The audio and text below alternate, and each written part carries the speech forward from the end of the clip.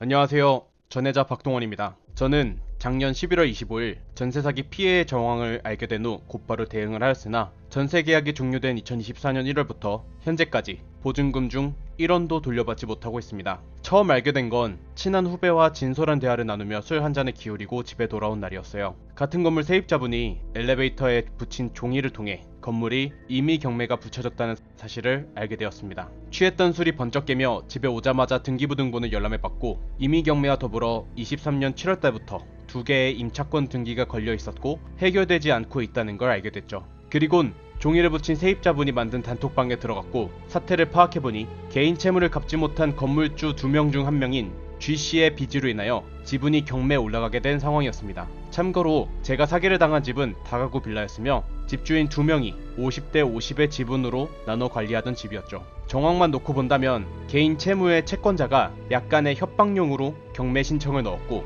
이것만 해결되면 다시 원상복구가 되는 상황이었습니다. 하지만 저는 불안감을 지울 수가 없었어요. 4개월도 더 전부터 임차권 등기 2개가 걸려 있었지만 해결되지 않았다는 점에서 무언가 이 같은 일이 반복될 것 같다는 예감이 저를 덮쳤죠.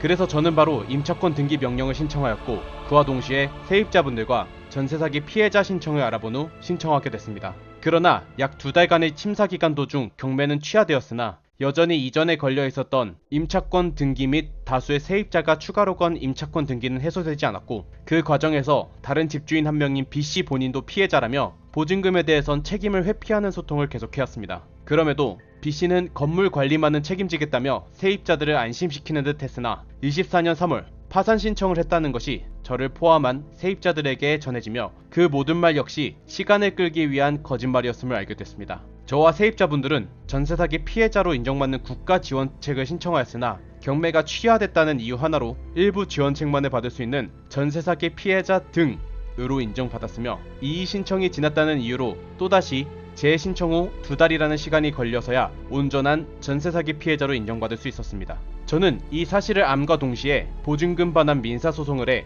5월 31일 승소 판정을 받았으나 G씨는 개인, 은행권, 지방세 채무로 인한 신용불량 상태, B씨는 파산으로 인하여 개인 재산 압류가 무의미한 상황이 됐고 건물 경매만이 유일하게 남아있는 상황이었으나 건물이 다가구인 점과 더불어 알고 보니 불법 증축물까지 껴있어 매우 불투명한 상황입니다. 이 과정에서 제가 살고 있던 건물 외에도 G씨와 B씨가 각각 소유하고 있던 다른 지역 빌라의 세입자들이 형사소송을 걸었고 현재 진행 중에 있습니다. 여기까지가 지금 93년 전혜자 박동원의 11개월간의 이야기입니다. 이 이야기를 들려드리는 이유는 여러분에게 동정을 얻기 위함이 아닙니다. 저 역시 뉴스에서만 본 일이 저에게 일어날 줄 몰랐으며 저와 같은 20, 30대들이 아무것도 모른 채 이런 일 또는 다른 종류의 힘든 것들을 휘말리고 이후 절망감에 사로잡혀 괴로워한다는 것을 이 사건 이후 알게 됐습니다. 그래서 여러분들에게 조금이나마 힘이 되어줄 이야기, 전혜자가 어떻게 멘탈을 잡고 사는지 가볍게 이야기하고 싶습니다. 앞으로의 이야기가 궁금하시다면